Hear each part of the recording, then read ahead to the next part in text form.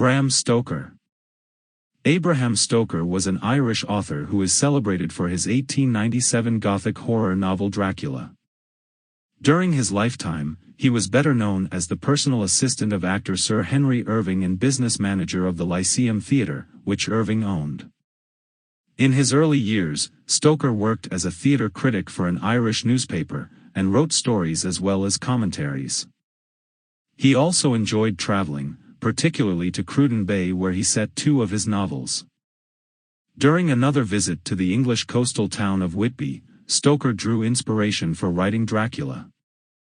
He died on April 20, 1912 due to locomotor ataxia and was cremated in North London. Since his death, his magnum opus Dracula has become one of the most well-known works in English literature, and the novel has been adapted for numerous films, short stories, and plays. The classic vampire story by Bram Stoker revolves around a struggle between good and evil, tradition and modernity, and lust versus chastity. The author didn't invent vampires, but his novel has so captured the public's imagination that he is rightly considered their popularizer. Listen and you will meet not only the Count himself, but heroes Jonathan Harker and Abraham Van Helsing, plus an array of madmen, psychiatrists, and fair maidens who cross paths with the fanged menace. Dracula by Bram Stoker. Chapter 14. Mina Harker's Journal. 23 September. Jonathan is better after a bad night. I am so glad that he has plenty of work to do, for that keeps his mind off the terrible things, and oh, I am rejoiced that he is not now weighed down with the responsibility of his new position. I knew he would be true to himself, and now how proud I am to see my Jonathan rising to the height of his advancement, and keeping pace in all ways with the duties that come upon him.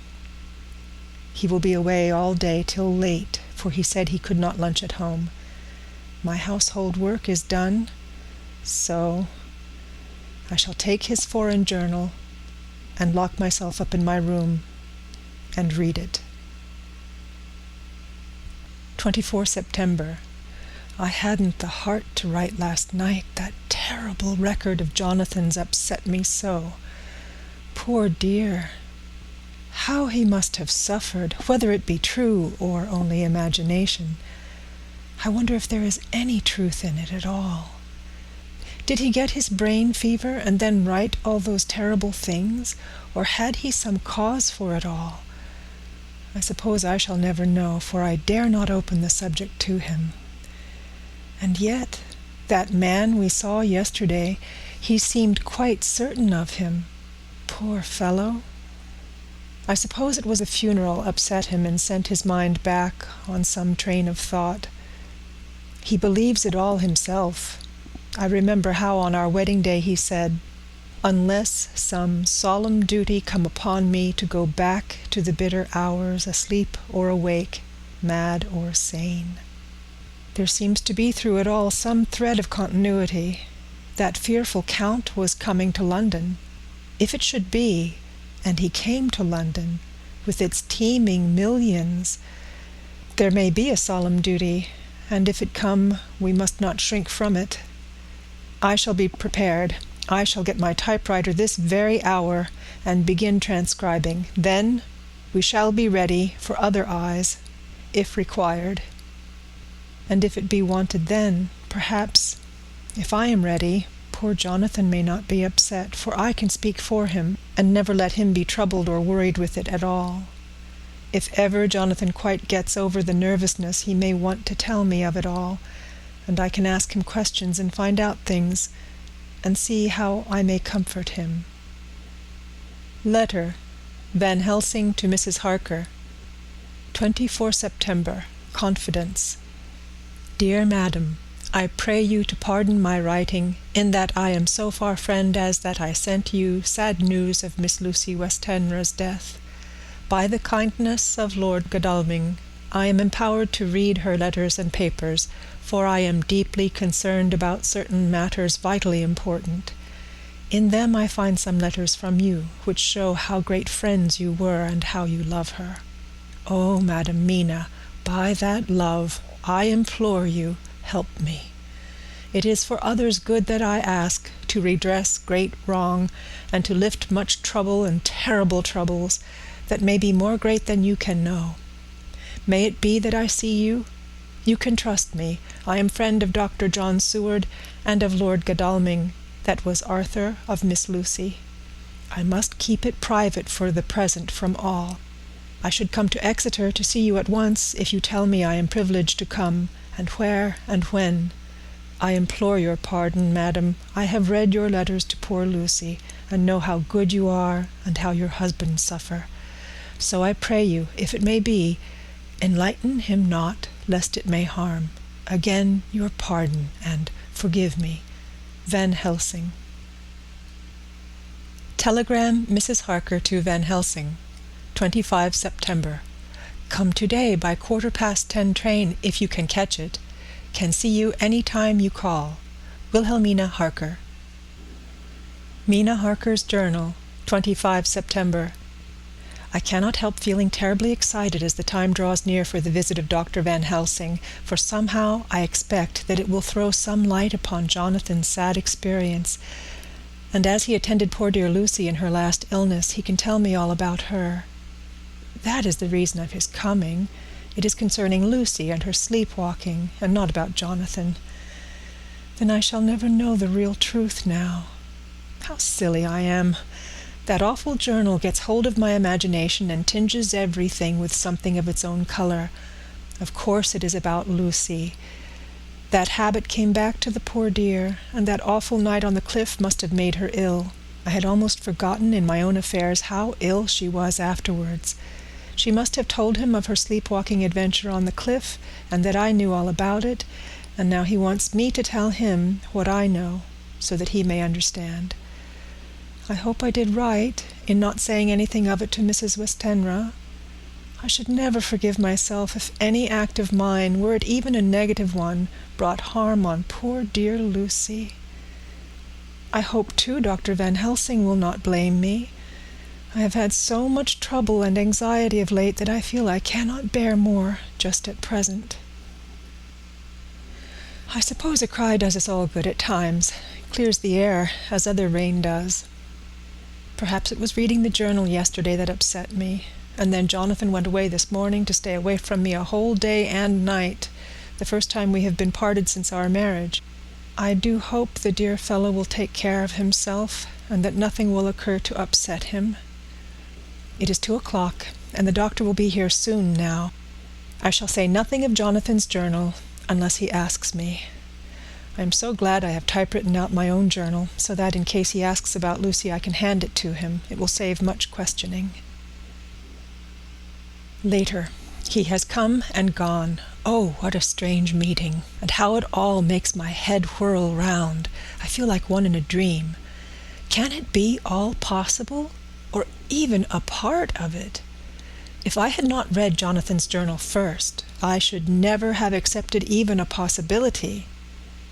Poor dear Jonathan. How he must have suffered.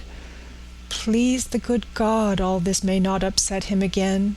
I shall try to save him from it. But it may be even a consolation and a help to him, terrible though it be, and awful in its consequences, to know for certain that his eyes and ears and brain did not deceive him, and that it is all true. It may be that it is the doubt which haunts him, and that when the doubt is removed, no matter which, waking or dreaming, may prove the truth, he will be more satisfied and better able to bear the shock. Dr. Van Helsing must be a good man as well as a clever one if he is Arthur's friend and Dr. Seward's, and if they brought him all the way from Holland to look after Lucy. I feel from having seen him that he is good and kind and of a noble nature. When he comes tomorrow, I shall ask him about Jonathan, and then, please God, all this sorrow and anxiety may lead to a good end. I used to think I would like to practice interviewing. Jonathan's friend on the Exeter News told him that memory is everything in such work, that you must be able to put down exactly almost every word spoken, even if you had to refine some of it afterwards. Here was a rare interview. I shall try to record it verbatim. It was 2:30 when the knock came. I took my courage à deux mains and waited. In a few minutes Mary opened the door and announced Dr. Van Helsing.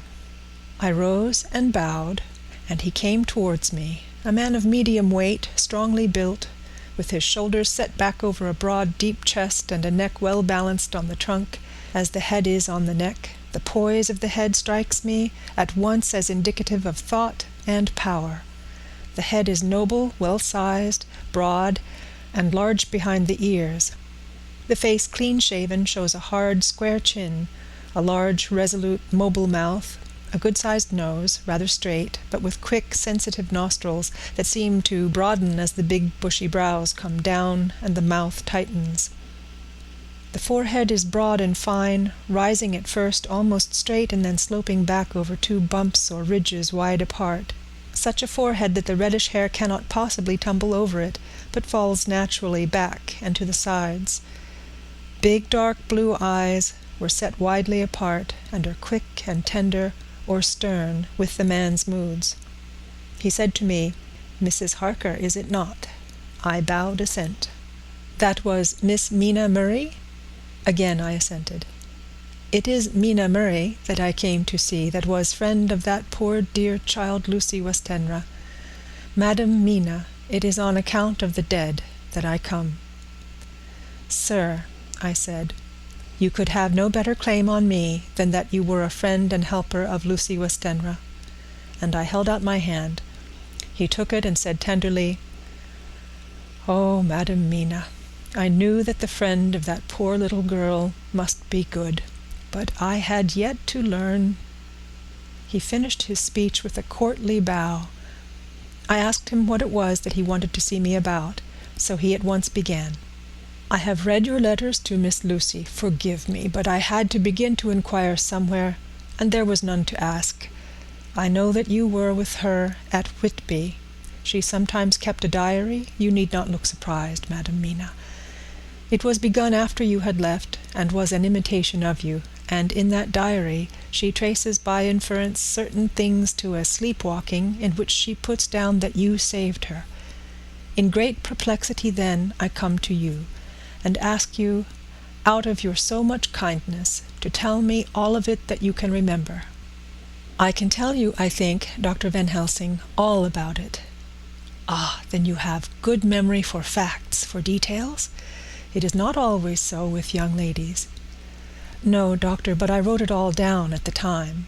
I can show it to you, if you like."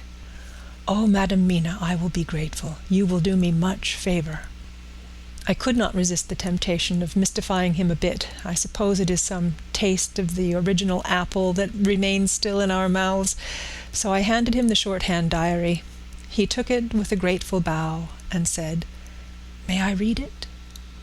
"If you wish," I answered as demurely as I could. He opened it, and for an instant his face fell. Then he stood up and bowed. "Oh, you so clever woman," he said.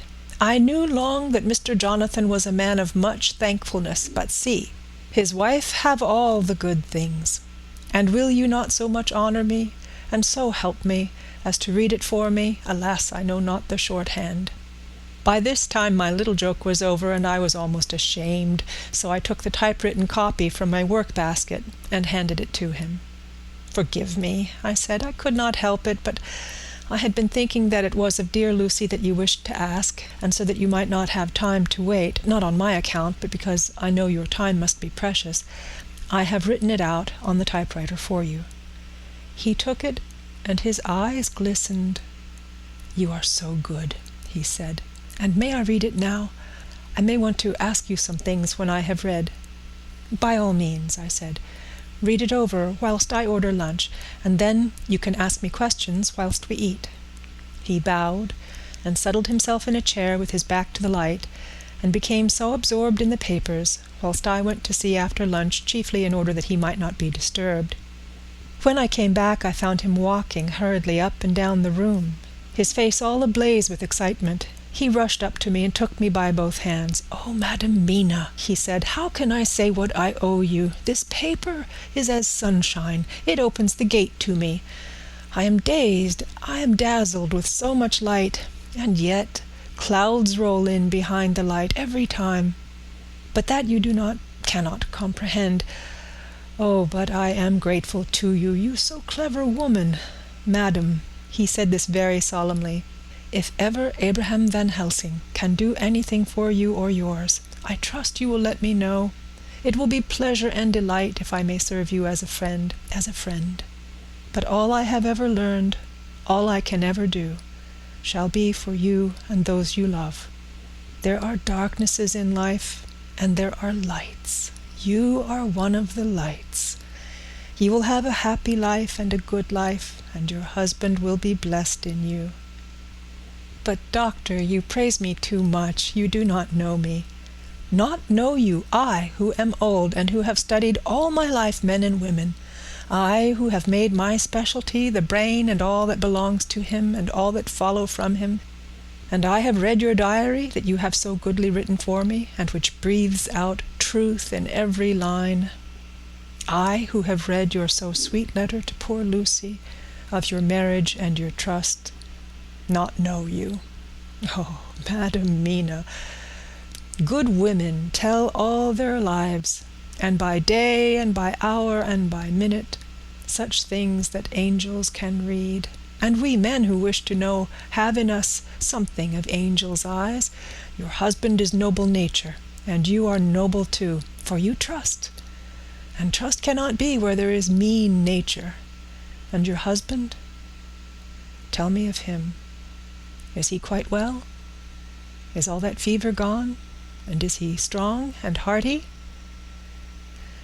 I saw here an opening to ask him about Jonathan, so I said, "He was almost recovered, but he has been greatly upset by Mr. Hawkins' death." He interrupted, "Oh, yes, I know. I have read your last 2 letters." I went on, "I suppose this upset him, for when we were in town on Thursday last, he had a sort of shock." "A shock? And after brain fever so soon? That is not good. What kind of shock was it?" "He thought he saw someone who recalled something terrible, something which led to his brain fever. And here the whole thing seemed to overwhelm me in a rush. The pity for Jonathan, the horror which he experienced, the whole fearful mystery of his diary, and the fear that has been brooding over me ever since, all came in a tumult. I suppose I was hysterical, for I threw myself on my knees and held up my hands to him and implored him to make my husband well again. He took my hands and raised me up and made me sit on the sofa and sat by me. He held my hand in his and said to me with, oh, such infinite sweetness, 'My life is a barren and lonely one, so full of work that I have not had much time for friendships. But since I have been summoned to here by my friend John Seward, I have known so many good people and seen such nobility that I feel more than ever, and it has grown with my advancing years, the loneliness of my life. Believe me, then, that I come here full of respect for you, and you have given me hope, not in what I am seeking of, but that there are good women still left to make life happy, good women whose lives and whose truths may make good lesson for the children that are to be. I am glad that I may be of some use to you. For if your husband suffer, he suffer within the range of my study and experience. I promise you that I will gladly do all for him that I can, all to make his life strong and manly, and your life a happy one. Now you must eat. You are overwrought and perhaps over-anxious.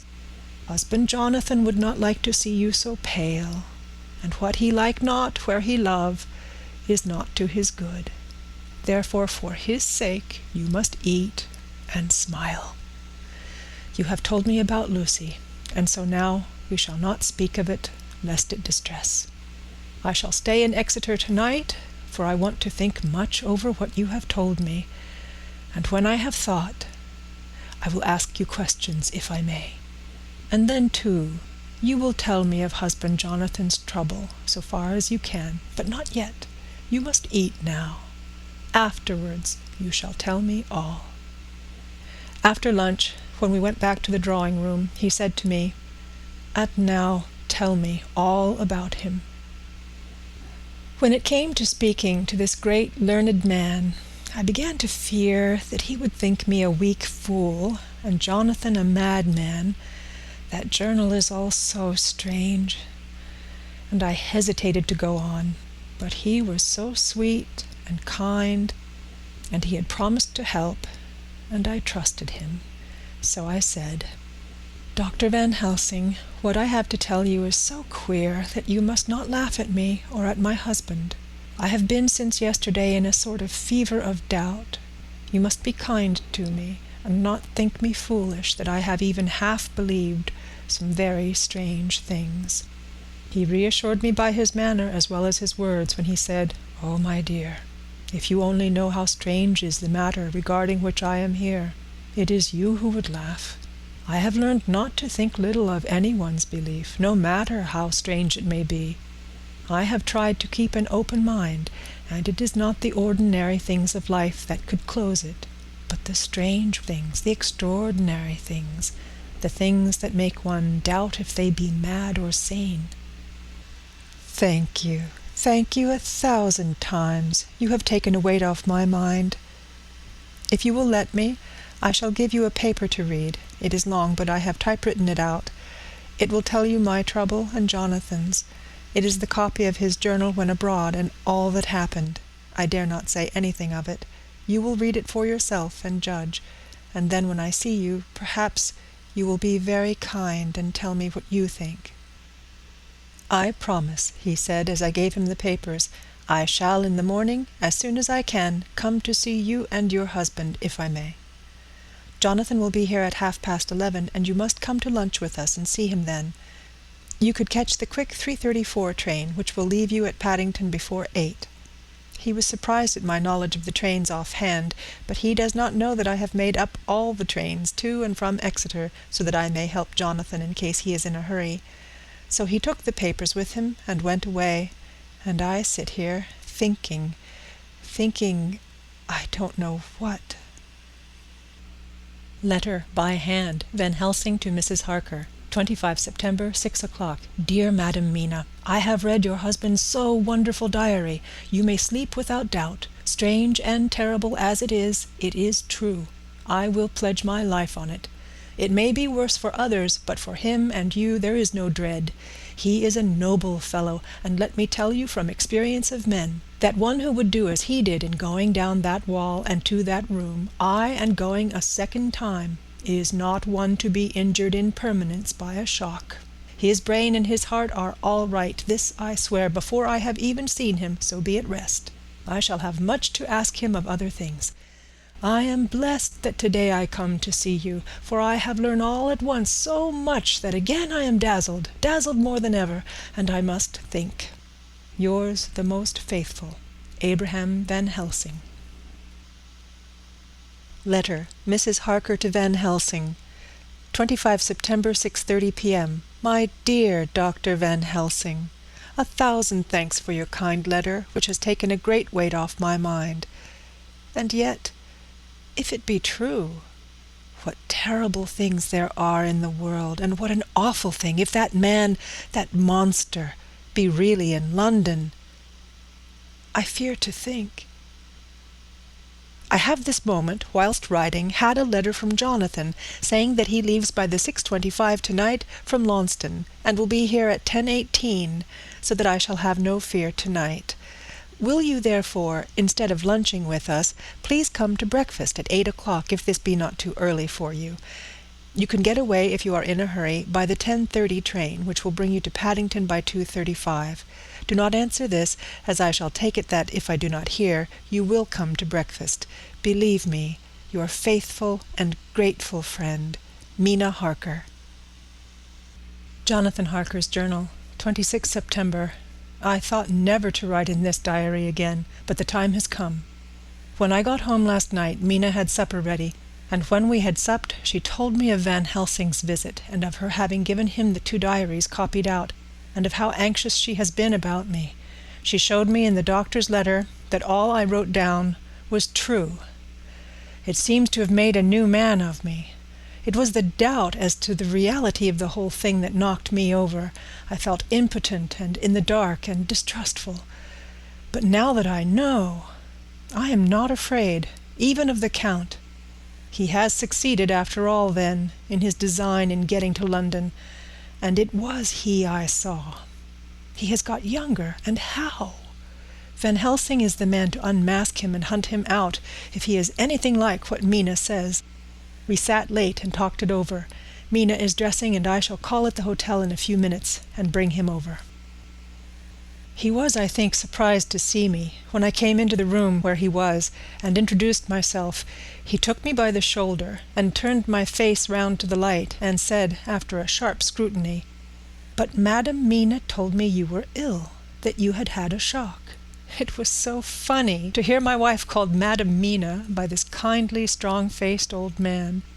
I smiled and said, "I was ill. I have had a shock, but you have cured me already." "And how?" "By your letter to Mina last night. I was in doubt, and then everything took a hue of unreality, and I did not know what to trust, even the evidence of my own senses. Not knowing what to trust, I did not know what to do, and so had only to keep on working in what had hitherto been the groove of my life. The groove ceased to avail me, and I mistrusted myself. Doctor, you don't know what it is to doubt everything, even yourself. No, you don't. You couldn't with eyebrows like yours." He seemed pleased and laughed, as he said, "So, you are a physiognomist. I learn more here with each hour. I am with so much pleasure coming to you to breakfast, and oh, sir, you will pardon praise from an old man, but you are blessed in your wife." I would listen to him go on praising Mina for a day, so I simply nodded and stood silent. "She is one of God's women, fashioned by his own hand to show us men and other women that there is a heaven where we can enter, and that its light can be here on earth. So true, so sweet, so noble, so little an egoist, and that, let me tell you, is much in this age, so skeptical and selfish. And you, sir, I have read all the letters to poor Miss Lucy, and some of them speak of you, so I know you since some days from the knowing of others. But I have seen your true self since last night. You will give me your hand, will you not? And let us be friends for all our lives." We shook hands, and he was so earnest and so kind that it made me quite choky. "And now," he said, "may I ask you for some more help? I have a great task to do, and at the beginning it is to know. You can help me here. Can you tell me what went before your going to Transylvania? Later on I may ask for more help, and of a different kind, but at first this will do." "Look here, sir," I said, "does what you have to do concern the Count?" "It does," he said solemnly. "Then I am with you heart and soul. As you go by the 10:30 train, you will not have time to read them, but I shall get the bundle of papers. You can take them with you and read them in the train." After breakfast I saw him to the station. When we were parting, he said, "Perhaps you will come to town if I send for you, and take Madam Mina too." "We shall both come, when you will," I said. I had got him the morning papers and the London papers of the previous night, and while we were talking at the carriage window, waiting for the train to start, he was turning them over. His eyes suddenly seemed to catch something in one of them, the Westminster Gazette, I knew by the colour, and he grew quite white. He read something intently, groaning to himself, mein Gott, so soon, so soon." I do not think he remembered me at the moment. Just then the whistle blew and the train moved off. This recalled him to himself, and he leaned out of the window and waved his hand, calling out, "Love to Madam Mina. I shall write so soon as ever I can." Dr. Seward's Diary, 26 September. Truly there is no such thing as finality. Not a week since I said fini, and yet here I am starting fresh again, or rather going on with the record. Until this afternoon I had no cause to think of what is done. Renfield had become, to all intents, as sane as he ever was. He was already well ahead with his fly business, and he had just started in the spider line also, so he had not been of any trouble to me.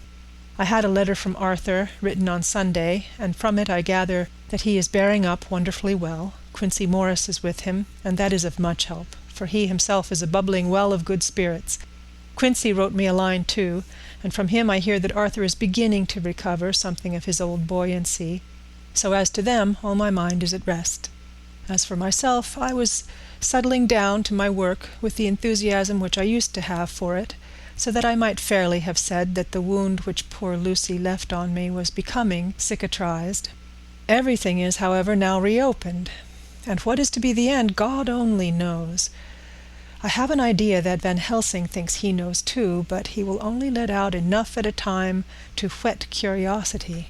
He went to Exeter yesterday and stayed there all night. Today he came back and almost bounded into the room at about 5:30 and thrust last night's Westminster Gazette into my hand. "What do you think of that?" he asked as he stood back and folded his arms.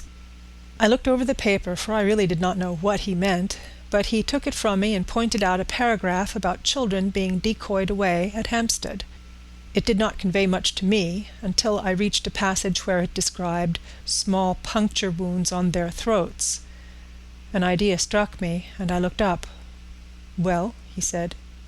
"It's like poor Lucy's." "And what do you make of it?" "Simply that there is some cause in common. Whatever it was that injured her has injured them." I did not quite understand his answer. "That is true indirectly, but not directly." "How do you mean, Professor?" I asked. I was a little inclined to take his seriousness lightly, for, after all, 4 days of rest and freedom from burning, harrowing anxiety does help to restore one's spirits. But when I saw his face, it sobered me. Never, even in the midst of our despair about poor Lucy, had he looked more stern. "Tell me," I said. "I can hazard no opinion. I do not know what to think, and I have no data on which to found a conjecture." "Do you mean to tell me, friend John, that you have no suspicion as to what poor Lucy died of? Not, after all the hints given, not only by events, but by me? Of nervous prostration following a great loss or waste of blood. And how was the blood lost or wasted?" I shook my head. He stepped over and sat down beside me, and went on. "You are a clever man, friend John. You reason well, and your wit is bold, but you are too prejudiced. You do not let your eyes see, nor your ears hear, and that which is outside your daily life is not of account to you. Do you not think that there are things which you cannot understand, and yet which are? That some people see things that others cannot? But these are things old and new which must not be contemplated by men's eyes, because they know, or think they know, some things which other men have told them. Ah! It is the fault of our science that it wants to explain all, and if it explain not, then it says there is nothing to explain. But yet we see around us every day the growth of new beliefs, which think themselves new, and which are yet but the old, which pretend to be young, like the fine ladies at the opera. I suppose now you do not believe in corporeal transference? No? Nor in materialization? No? Nor in astral bodies? No? Nor in the reading of thought? No? Nor in hypnotism? Yes, I said. Charcot has proved that pretty well. He smiled as he went on. Then you are satisfied as to it, yes? And of course then you understand how it act, and how can follow the mind of the great Charcot, alas that he is no more, into the very soul of the patient that he influenced? No? Then, friend John, am I to take it that you simply accept fact? That you are satisfied to let from premise to conclusion be a blank? No? Tell me, for I am a student of the brain, how you accept hypnotism and reject the thought-reading. Let me tell you, my friend, that there are things done today in electrical science which would have been deemed unholy by the very man who discovered electricity, and who would themselves not so long before been burned as wizards. There are always mysteries in life. Why was it that Methuselah lived 900 years old, and old Parr 169, and yet that poor Lucy, with 4 men's blood in her poor veins, could not live even one day? For had she lived one more day, we could save her. Do you know all the mystery of life and death? Do you know the altogether of comparative anatomy, and can say wherefore the qualities of brutes are in some men and not in others? Can you tell me why, when other spiders die small and soon, that one great spider lived for centuries in the tower of the old Spanish church, and grew, till on descending he could drink the oil of all the church lamps? Can you tell me why in the Pampas, aye, and elsewhere, there are bats that come out at night and open the veins of cattle and horses and suck dry their veins? How in some islands of the western seas there are bats which hang on the trees all day, and those who have seen describe as like giant nuts or pods, and that when the sailors sleep on the deck, because that it is hot, flit down on them, and then in the morning are found dead men, white as even Miss Lucy was." "Good God, Professor," I said, starting up, "do you mean to tell me that Lucy was bitten by such a bat? And that such a thing is here in London in the 19th century?" He waved his hand for silence and went on. "Can you tell me why the tortoise lives more long than generations of men, why the elephant goes on till he sees dynasties, and why the parrot never die only of bite of cat or dog or other complaint? Can you tell me why men believe in all ages and places that there are men and women who cannot die? We all know, because science has vouched for the fact, that there have been toads shut up in rocks for thousands of years, shut in one so small hole that only hold him since the youth of the world.